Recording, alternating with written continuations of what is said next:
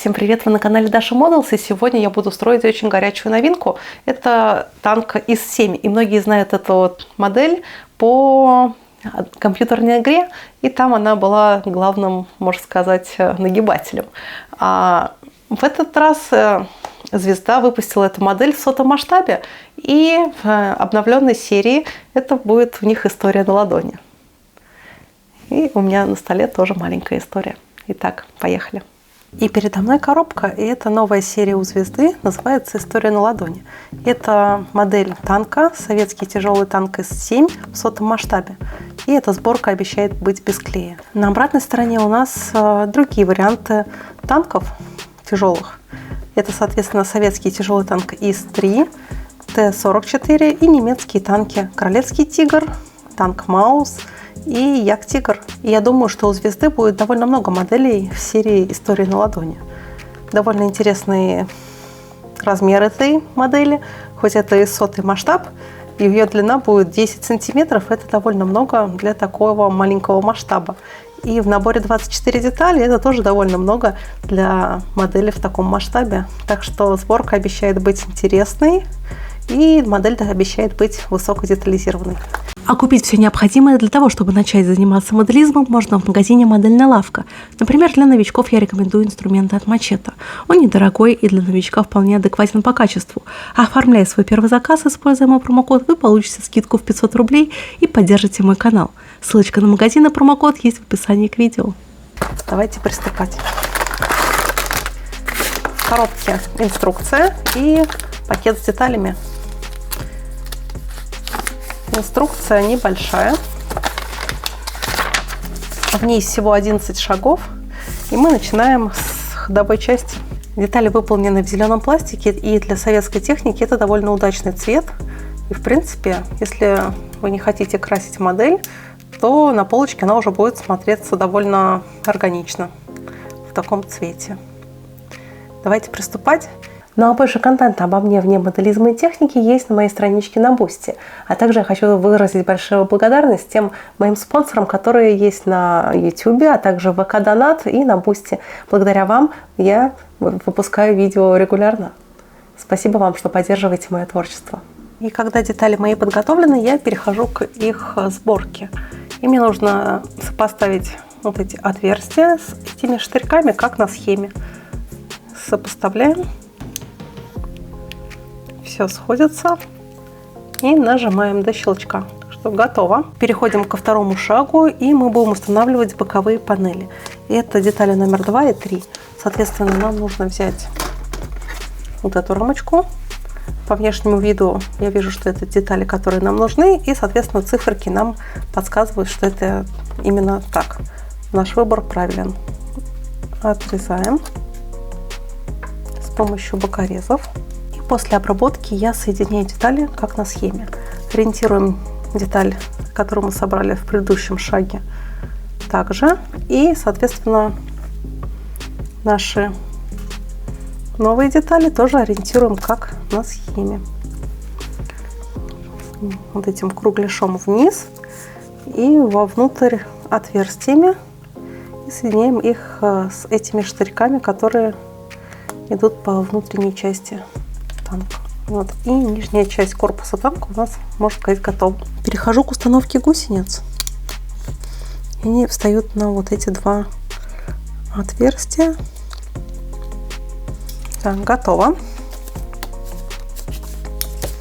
Следующий шаг. Нам нужна верхняя бронеплита с характерным таким щучьим носом. И я ее тоже освобождаю при помощи бокорезов. Тоже до щелчка. Очень здорово, что нет никаких зазоров. И деталь встала очень даже хорошо. Теперь перехожу к сборке башни. Устанавливаем пушку. Тоже тут полукруглая штырь отверстия. И тут, смотрите, есть небольшая сносочка, что все-таки небольшой пулеметик нужно приклеить. И для этого нужно воспользоваться специальным клеем для моделей. Пулемет вклеивается в верхнюю часть. Сейчас клея должно быть чуть-чуть, чтобы не испортить модель. и аккуратно поставить на свое место. И теперь я устанавливаю верхнюю часть башни на вот эти штырьки, соединяю с этими отверстиями.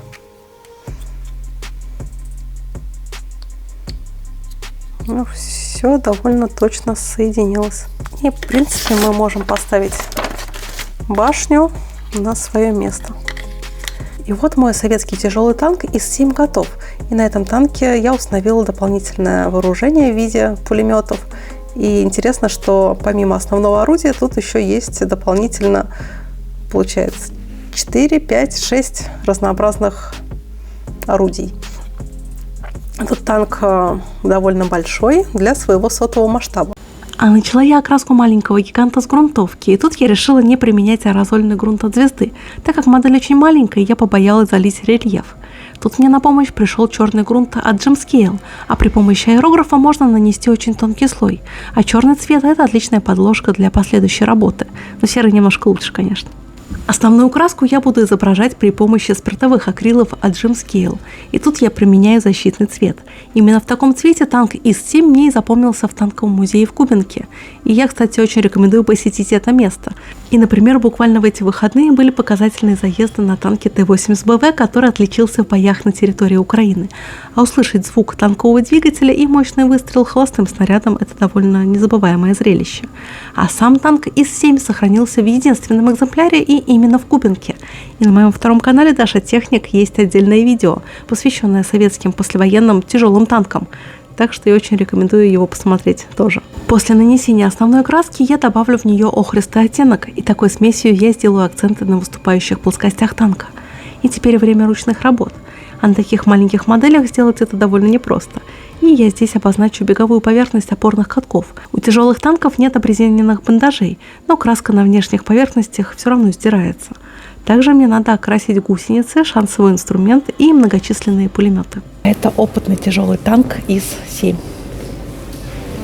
Ряд историков танкостроения отмечают, что военные с самого начала относились к ИС-7 с определенной долей подозрения, а со временем скепсис только усиливался. И, возможно, причиной этого стали неудачные тяжелые танки ИС-7, которые имели превосходное бронирование, но слишком большую боевую массу и, как следствие, очень плохую проходимость. Другое интересное объяснение отказа от принятия на вооружение танка ИС-7 касается изменения воззрения на будущую войну. В конце 40-х и начале 50-х годов сформировалась точка зрения, согласно которой в крупных войнах ближайшего будущего понадобится быстрое массовое развертывание большого количества танковых подразделений. И кроме того, ядерные удары в первые часы войны могли запросто вывести из строя до трети всей бронетехники. И очевидно, что тяжелый, малоприспособленный к перевозкам и дорогой танк при всех своих преимуществах не подходит для подобных конфликтов. Последние прототипы ИС-7 весили 68 тонн, что сильно не понравилось военным. Далеко не каждый мост Советского Союза мог выдерживать такую нагрузку, и, как следствие, сильно ухудшалась мобильность подразделений, вооруженных тяжелыми танками. Та же проблема возникла и с перевозкой по железной дороге. Весовые ограничения транспортной инфраструктуры впоследствии скажутся и на развитии всей отечественной бронетехники, и в первую очередь на тяжелых танках. И стоит признать, что зарубежные танкостроители тоже столкнулись с этой проблемой. Базовая краска получилась глянцевой, и это не характерно для красок от Gemscale. И это означает, что можно смело наносить смывку для выделения рельефа модели. И тут она в таком масштабе очень даже выразительна. Для смывки я выбрала черный цвет как самый универсальный. Если бы модель была бы более крупного масштаба, то я бы, наверное, использовала коричневую смывку. И, наконец, производство нового тяжелого танка могло серьезно повлиять на темпы строительства танков, запущенных в производство. И ленинградские и челябинские заводы не могли справиться с этой задачей, ничем не жертвуя. И поэтому проект ИС-7 был закрыт. До нашего времени самый тяжелый отечественный танк дожил только в одном экземпляре, который экспонируется в танковом музее в Кубинке. И вот он. После того, как смывка высохла, это происходит примерно через сутки, я покрою модель матовым лаком, а светло-зеленой масляной краской методом сухая кисть я выделю выступающие части танка. Металлическим цветом, тоже сухой кистью, я обозначу гребни траков. И совсем немного припылю ходовую часть бронированного Сталина.